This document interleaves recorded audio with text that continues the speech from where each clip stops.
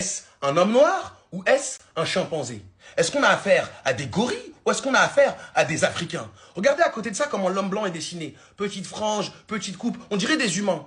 Les noirs à côté sont dessinés comme des macaques. Je suis désolé, ce dessin est négrophobe. Il s'inscrit dans la pure tradition française des dessins négrophobes de l'époque coloniale et de l'époque de l'esclavage. Chez les éditions Dupuis, c'est passé au calme. Le mec qui a fait les couleurs n'a rien dit. Le mec qui a fait le marketing n'a rien dit. L'éditeur n'a rien dit. Personne n'a rien dit. C'est ce qu'on appelle le racisme systémique. Je tiens entre mes mains une des BD les plus racistes de 2024. Vous n'êtes pas prêts parce que je vais vous montrer maintenant tout de suite. Vous connaissez sûrement les BD Spirou, ça date d'il y a bien longtemps, ça doit faire 50, 60 ans que ça existe, donc il y a eu beaucoup de tomes, il y a beaucoup de dessinateurs qui se sont enchaînés, etc. parce que forcément ça date de longtemps. Et ma sœur, ça fait des années qu'elle les lit, donc là elle en a acheté un nouveau en se disant bah ok, super, voilà. Puis on a découvert les dessins. Et puis on a un peu halluciné. Dans cet album, on a des personnes noires qui sont représentées, qui sont dessinées. Bizarrement, quand t'as des personnes blanches, tu reconnais direct que ce sont des humains. Mais quand tu vois des personnes noires, on dirait clairement des singes. Mais vous allez voir par vous-même. Si tu ne sais pas qu'on n'est pas dans la planète des singes, tu peux penser que c'est des humains avec des singes. Je suis encore choquée, hein. Avec ma sœur, on est resté pendant 10 minutes derrière les dessins, choqués. Ça, c'est des personnes blanches. On peut bien reconnaître que ce sont des humains, y a rien. Attention, ça va de pire en pire. Voilà. Pardonnez-moi, mais c'est quoi ça? Qu'est-ce que c'est que ça, la différence de couleur comme... Pardonnez-moi, mais c'est quoi ça? On a fait un scandale pour Banania, pour Oncle Ben, c'est tout, mais on en parle? Salut les amis, c'est Marcus Dia, j'espère que vous allez bien. On se retrouve pour un nouveau podcast. Aujourd'hui, je vous propose de parler de la récente polémique autour de la bande dessinée Spirou, qui suscite l'indignation, car dans celle-ci, hommes et femmes noirs sont présentés sous l'apparence de singes. Donc après cette polémique, on a eu droit à un communiqué de la part de la maison d'édition Dupuis qui nous explique qu'il a retiré cette bande dessinée du commerce. Alors je vais vous le lire. Il a été rédigé en 4 parties. Depuis quelques jours, les prises de parole se multiplient pour exprimer la colère ressentie devant la représentation des personnes noires et des femmes dans le Spirou, vu par de Danny et Yann. La Gorgone Bleue, publié en septembre 2023. Retenez bien, hein, septembre 2023. Nous sommes profondément désolés si cet album a pu choquer et blesser. Cet album s'inscrit dans un style de représentation caricaturale hérité d'une autre époque, plus que jamais conscient de notre devoir moral et de l'importance que représente la bande dessinée. En tant qu'éditeur, et plus largement le livre, dans l'évolution des sociétés, nous prenons en ce jour la pleine responsabilité de cette erreur d'appréciation. C'est pourquoi nous tenons à présenter nos plus sincères excuses. Nous avons mis en œuvre le retrait de l'ouvrage de l'ensemble des points de vente.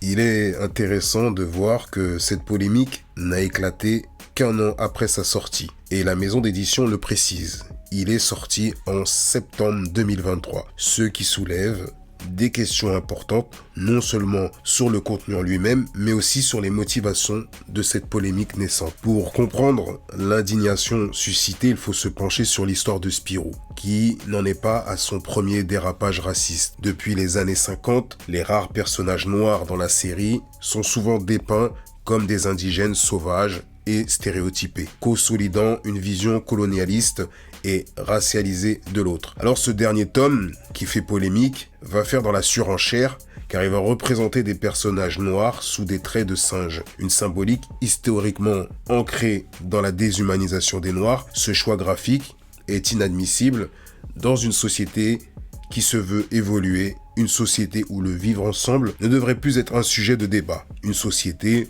où nous savons qu'il n'existe pas différentes races humaines, mais uniquement la race humaine.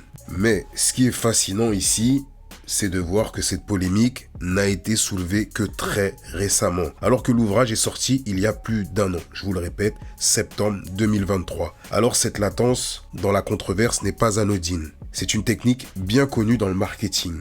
Attendre que la situation s'envenime pour déclencher un scandale. Et ça fait parler du produit et atteindre des records de vente. Et ça a fonctionné. Aujourd'hui, ce livre qui est en rupture de stock est numéro 1 des ventes chez Amazon. Cette technique joue sur l'émotion, l'indignation et la colère pour renforcer la notoriété du produit, en exploitant au passage la souffrance d'une communauté. Alors, ce n'est pas la première fois que l'on voit ce type de stratégie. Des entreprises, des auteurs et même des influenceurs, Bassem Braiki, utilisent cette approche exploitant le racisme et les discriminations pour accroître leur visibilité sans réel risque de répercussion. Alors ce qui m'a fasciné, c'est de voir les commentaires sous le communiqué de la maison d'édition Dupuis qui annonce le retrait du livre pour ce dérapage raciste, et on retrouve des commentaires qui excusent ce genre d'acte au nom de la liberté d'expression. Alors ces réactions symbolisent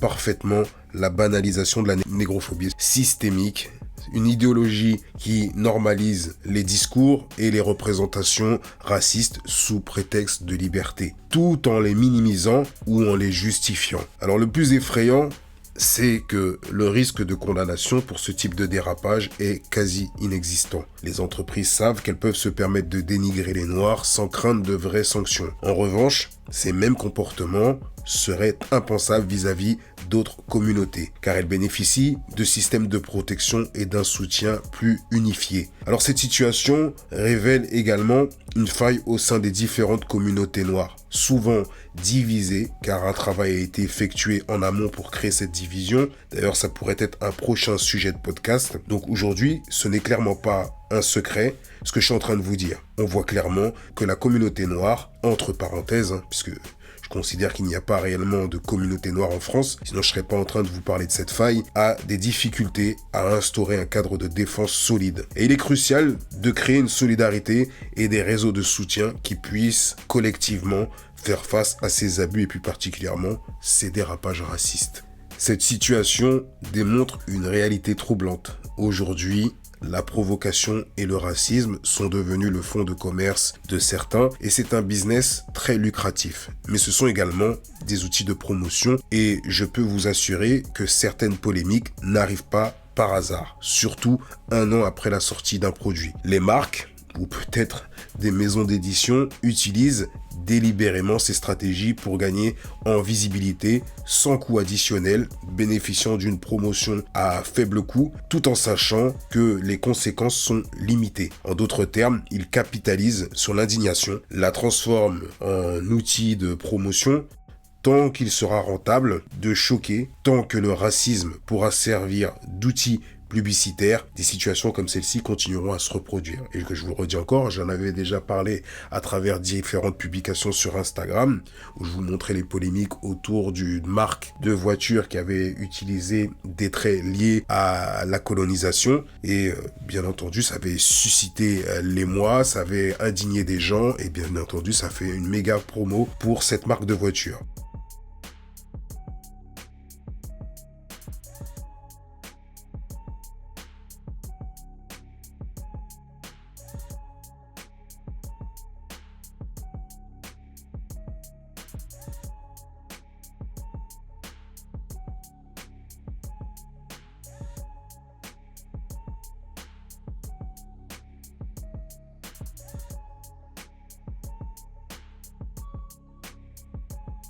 Alors pour conclure, puisque nous sommes toujours dans un court format pour que ça soit efficace, la polémique autour de cette bande dessinée n'est pas juste un débat sur une représentation choquante et raciste, mais par le fait qu'elle révèle un système qui permet l'exploitation de clichés racistes et stéréotypés concernant toujours la même communauté, la communauté noire, à des fins mercantiles. Alors c'est une invitation pour nous tous à prendre conscience de l'importance de renforcer la solidarité, d'être beaucoup plus unis pour permettre que le racisme ne soit plus un tremplin pour le profit.